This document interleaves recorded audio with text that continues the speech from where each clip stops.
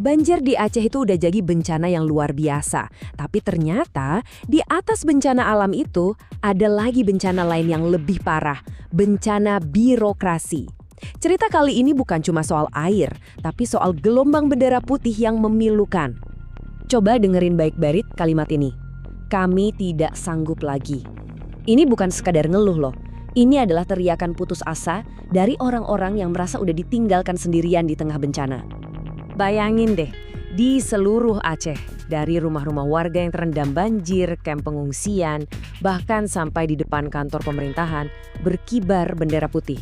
Ini bukan perayaan, ini adalah sinyal. Sinyal bahwa mereka udah sampai di batas kemampuan mereka. 3 minggu, catat ya, bukan 3 hari, tapi 3 minggu. Selama itu mereka lumpuh total karena banjir dan longsor. Dan selama itu juga mereka terus menunggu bantuan yang layak yang sayangnya tak kunjung datang. Nah, dalam penantian 3 minggu itu, di saat bantuan resmi terasa hampa, apa sih yang sebenarnya terjadi di lapangan? Kondisinya ternyata jauh lebih parah dari yang bisa kita bayangkan.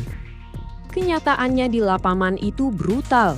Ribuan rumah hancur, ekonomi mati total, dan yang paling menyedihkan, dapur umum yang didirikan warga swadaya mulai kehabisan makanan. Orang-orang dipaksa sampai ke titik terendah cuma untuk bisa bertahan hidup. Tapi jangan salah sangka, mereka ini bukan cuma pasrah nunggu bantuan turun dari langit. Enggak, para korban ini justru terorganisir. Mereka punya daftar tuntutan yang sangat jelas yang ditujukan langsung ke pemerintah pusat.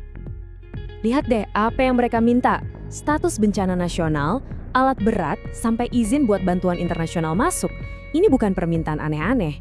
Ini nunjukin kalau skala bencananya emang udah di luar kemampuan daerah dan butuh respons besar-besaran. Oke, pertanyaannya jadi simpel banget. Kalau rakyat teriak butuh bantuan, bantuannya di mana? Nah, disinilah ceritanya jadi agak absurd. Siap-siap ya, kita bakal dapat kuliah singkat soal efisiensi birokrasi ala negeri ini. Jadi ceritanya ada 2 jenis bantuan. Satu, bantuan dari warga yang dikumpulin susah payah. Satu lagi, bantuan dari pemerintah. Logikanya, dua-duanya bakal langsung diterbangin ke Aceh secepat mungkin kan? Ya, harusnya sih gitu.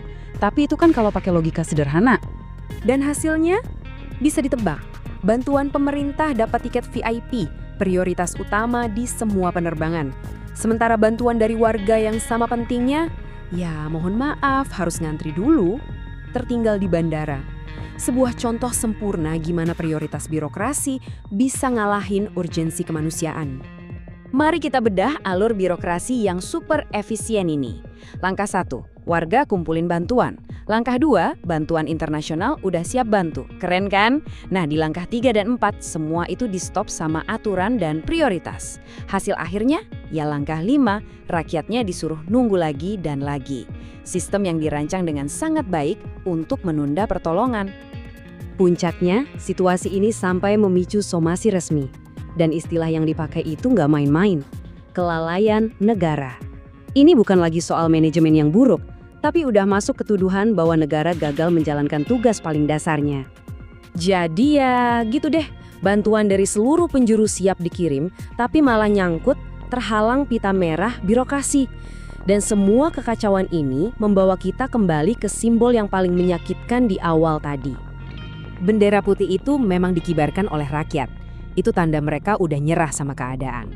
Tapi kalau kita lihat lagi ceritanya, bantuan yang ditahan, birokrasi yang berbelit-belit, pertanyaan sebenarnya adalah saat rakyat menyerah, siapa yang sebetulnya sudah gagal?